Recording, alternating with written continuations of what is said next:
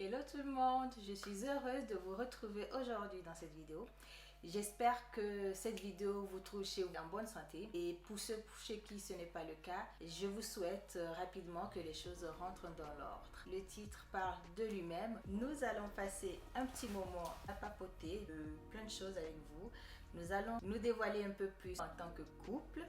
N'hésitez pas à prendre une tasse de thé, à vous faire votre manicure en même temps qu'on papote. Et c'est parti. Tu dis pas bonjour.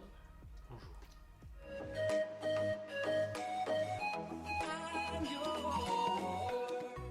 Avant que je commence à te faire ton petit soin, je vais te poser la première question. Quel est le dernier acte d'amour que tu aies fait à mon égard? Quel est le dernier acte d'amour que tu aies fait à mon égard? Attends, mais je réfléchis. Ça fait 2 minutes déjà que tu réfléchis, hein? C'est que la première question en plus. Je suis sûr qu'à un moment donné, il n'y a pas bien longtemps, je t'ai acheté un hamburger, genre un McDo, un truc comme ça, ou des tenders. Le rapport, quel est le rapport? C'est ça un acte d'amour pour toi? Tous les jours, je te fais des actes d'amour.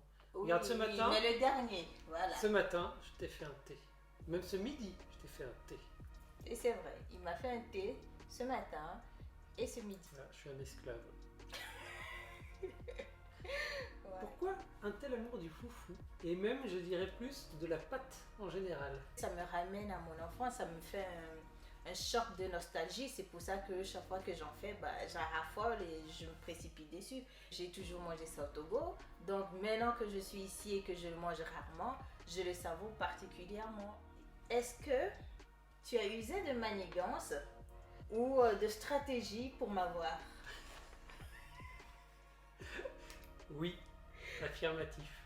Faut que tu nous dises quoi exactement, enfin. Le chasseur garde ses secrets bien profondément. Bien profondément. Non, cette phrase, elle va pas. Je vais la refaire.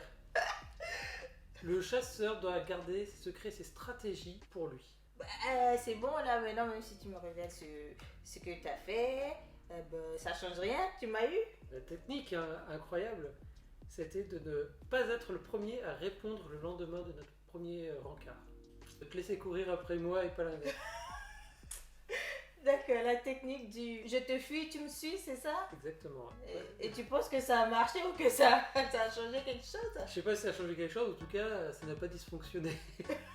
Puisqu'on est ensemble. Oui, de toute façon, si tu fais le mort à un moment donné, celui qui fait pas le mort va répondre, j'ai envie de dire. Logique. Et tu as quand même fait cette stratégie exprès, c'est pas inconsciemment que tu as fait ça. Non.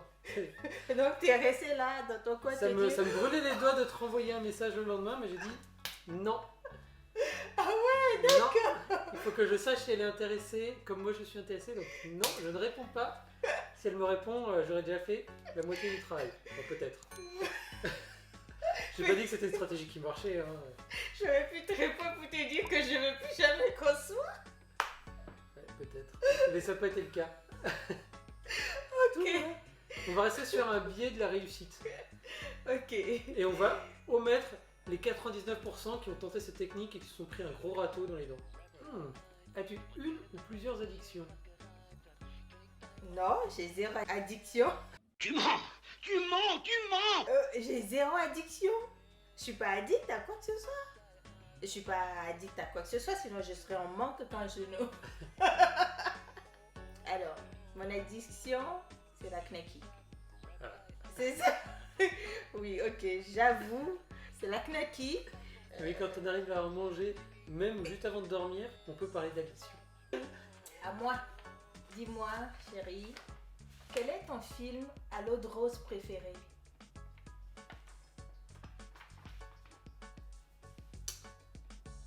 Ah si, je sais en plus, si, la question n'est même pas dure. La La Land.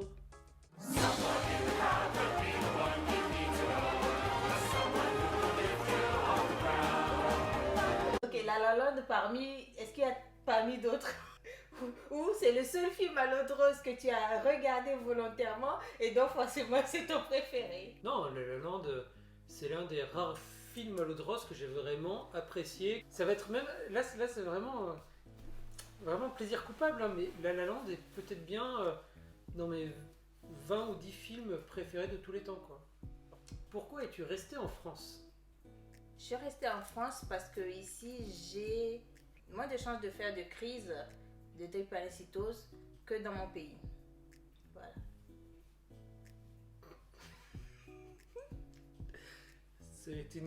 C'est recevable, c'est une belle esquive de la réponse que je souhaitais avoir, mais ok.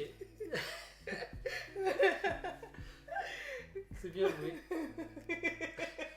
Voilà. J'enlève mon masque et je te pose la question suivante, ok? Pourquoi est-ce que tu as 8 guitares? J'ai 7 guitares, donc 2 guitares basses, avec 2 accordages Une différents. guitare, c'est une guitare. Non, il y en a une qui est en mi, une qui est en do. Pourquoi tu en as 8? Et Pourquoi 7. tu en as 7? Et ensuite, j'ai 5 guitares, 5 comme ça, 5 guitares normales. Pourquoi Deux- tu as 5 guitares? Donc, pour des questions de son, pour l'enregistrement entre autres, et pour le live, et voilà. Et en plus de ça, ça permet pour le studio d'avoir un panel sonore différent. Ça permet d'avoir, au-delà des guitares qui ont déjà elles-mêmes une capacité qui sont relativement versatiles, en avoir plusieurs permet d'augmenter encore la versatilité des sons possibles en studio. Les affaires marchent en ce moment. Du coup, j'achète des trucs. Et les gens voient que j'ai des trucs. Une personne normale n'a pas 7 guitares. Un guitariste normal a au moins cette guitare. Pour info, donc Nico, l'autre guitariste de mon groupe principal, Kronz, lui il est à, je crois, plus d'une quinzaine de guitares. Je suis petit joueur à côté. On prend pas exemple sur le pire. Pour moi, c'est pas le pire, c'est une référence. Ça, je veux juste simplement dire que je n'en ai pas assez et que un de ces quatre, j'en rajouterai une. Je t'ai vu jouer à combien de basses?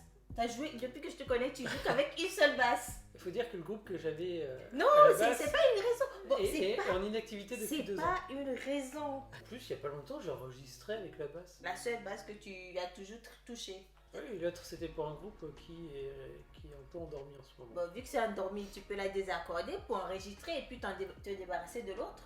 Non. Pas de souci. Tu enlèves ça? Ok. Quel est à l'heure actuelle ton plat préféré? Alors, c'est le ragoût.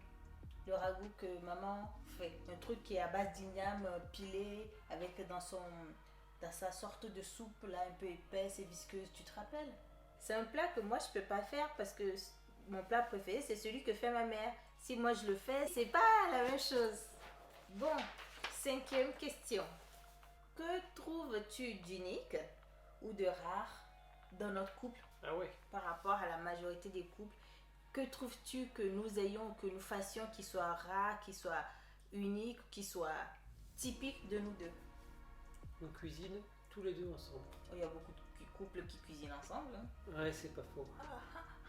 La question qui tue. La question qui tue. La question qui tue. Ah ouais, j'avoue que c'est la question qui tue, ouais, j'en reconnais.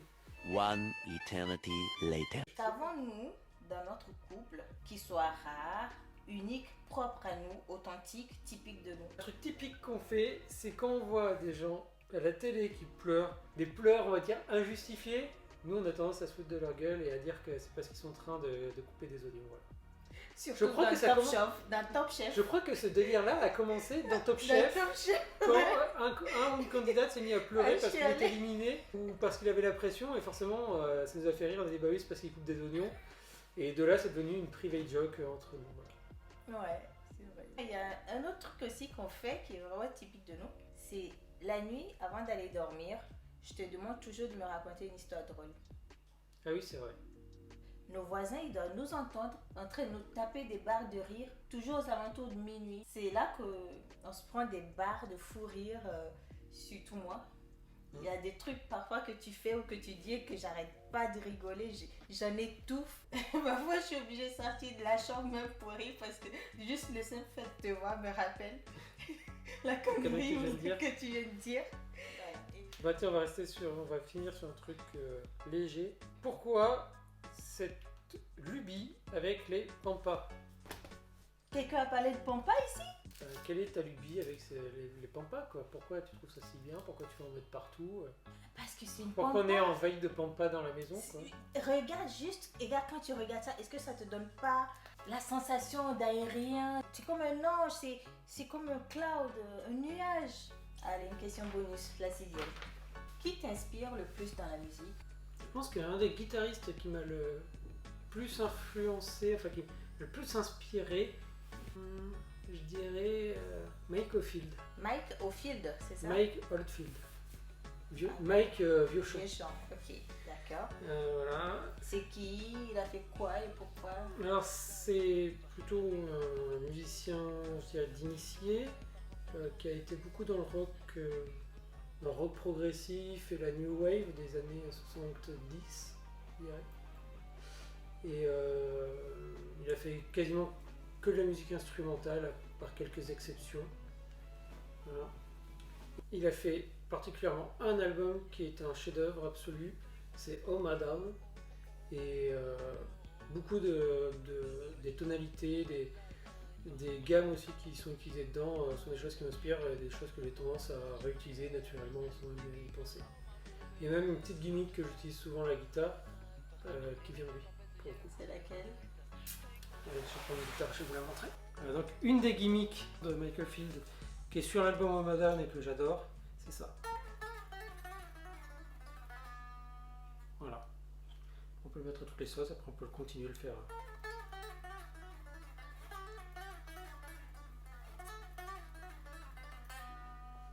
Voilà. Et je trouve ça, c'est tout con, c'est tout simple, mais c'est génial. Et moi, ma dernière question, ce sera celle-ci. Combien de paires de chaussures as-tu? Ah, c'est dur, hein, quand il y a trop, le chiffre est trop Parce grand. que toi non plus, tu sais pas, hein, en vrai. Non, Oh, je peux dire 2 paires. il y en a plus que 2 quand même. Je sais pas, enfin, c'est quand je suis devant les chaussures que je sais, mais Non, mais si tu veux, je peux t'apporter la réponse. Trop. c'est pas trop, c'est juste qu'il faut. J'ai la moyenne de paires de chaussures que les gens ont.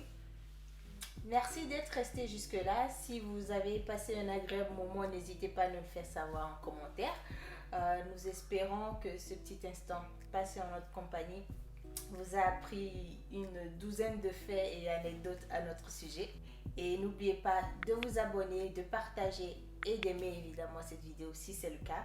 Et nous, on vous retrouve très bientôt en bonne forme, nous espérons. Ciao. Bye. Il y a un truc que j'ai toujours rêvé. Cette partie-là, je vais couper ça au montage. Tu n'es pas obligé de m'afficher à ce point, chérie.